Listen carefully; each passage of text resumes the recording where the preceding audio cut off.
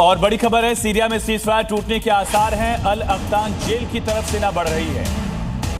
USD militia का सुरक्षा सौंपने से इनकार। सीरियाई सेना के टैंक जेल की ओर बढ़ रहे हैं। तो कुर्द लड़ाकों और सीरिया की अल बशर की सरकार की सेना के बीच दरअसल जो समझौता हुआ था वो अब टूटने के आसार तेज हो गए।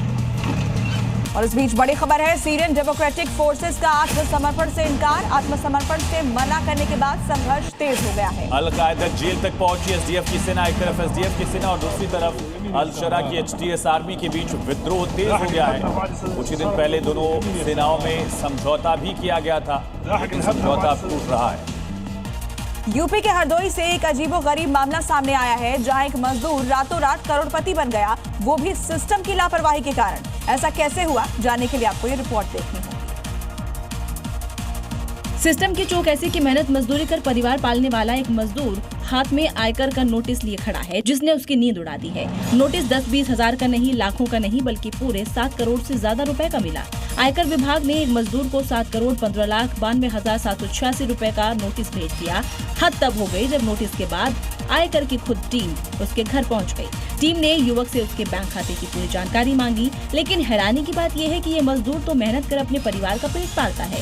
पीड़ित मजदूर ने इसे फ्रॉड बताया है, यानी सरकारी योजनाओं का लाभ दिलाने के नाम पर करोड़ों का नोटिस। बीजेपी के कार्यकारी अध्यक्ष नितिन नवीन अब पार्टी के 12वें राष्ट्रीय अध्यक्ष होंगे। आज सुबह 11:30 बजे बीजेपी मुख्यालय में प्रधानमंत्री मोदी की मौजूदगी में नितिन नवीन के नाम की औपचारिक घोषणा की जाएगी।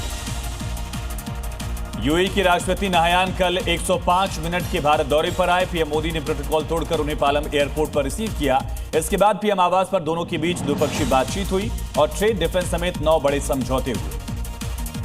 समाजवादी पार्टी अध्यक्ष अखिलेश यादव ने आज लखनऊ में सभी पार्टी सांसदों की बैठक बुलाई है, जिसमें पार्टी के सभी 37 लोकसभा और 4 राज्यसभा सांसद मौजूद रहेंगे और 2027 चुनाव की रणनीति पर मंथन करेंगे। उन्नाव रेप केस में कुलदीप सेंगर को मिली जमानत के खिलाफ सीबीआई की आज का सुप्रीम कोर्ट में सुनवाई होगी। पिछले आदेश में सुप्रीम कोर्ट ने कुलदीप सेंगर की जमानत पर रोक लगा दी थी। इंडियन नेवी का cell training ship INS Sudarshani आज अपने फ्लैगशिप अभियान लोकयान 26 पर रवाना होगा, जो 10 महीने में 22,000 नॉटिकल मील से ज्यादा की यात्रा करेगा और 13 देशों के 18 विदेशी बंदरगाहों पर जाएगा। दिल्ली में अब सभी आपातकालीन सेवाओं के लिए केवल 112 नंबर डायल करना होगा। इस पहल का उद्देश्य लोगों को संकट की घड़ी में अलग अलग नंबर याद रखने की परेशानी से मुक्त करना और उन्हें तेजी से सहायता उपलब्ध कराना है। पूर्वी दिल्ली के निर्माण विहार इलाके में चोरों ने सनातन मंदिर में शिवलिंग पर चढ़ा करीब 6.5 किलो चांदी का पात्र चुरा लिया, जिसकी कीमत करीब 20 लाख रुपए बताई जा रही है। चोरों ने पहले शिवलिंग को प्रणाम किया, फिर चोरी कर फरार हो गए।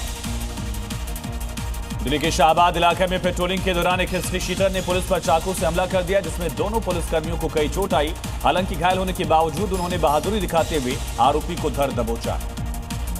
आम आदमी पार्टी नेता आतिशी ने दिल्ली की कानून व्यवस्था पर चिंता जताते हुए गृह मंत्री अमित शाह को पत्र लिखा और हाल के कुछ महीनों में हुई घटनाओं का जिक्र करते हुए कहा कि दिल्ली वासियों में डर का माहौल है। उन्होंने अमित शाह से मिलने का समय मांगा है। 23 जनवरी को सरस्वती पूजा को लेकर दिल्ली के दोगलकाबाद में सरस्वती माता की खास मूर्तियां तैयार कर जा रही हैं। नेचुरल मिट्टी और नेचुरल रंगों से तैयार हो रही मूर्तियों की खरीदारी के लिए अभी से बुकिंग हो रही है।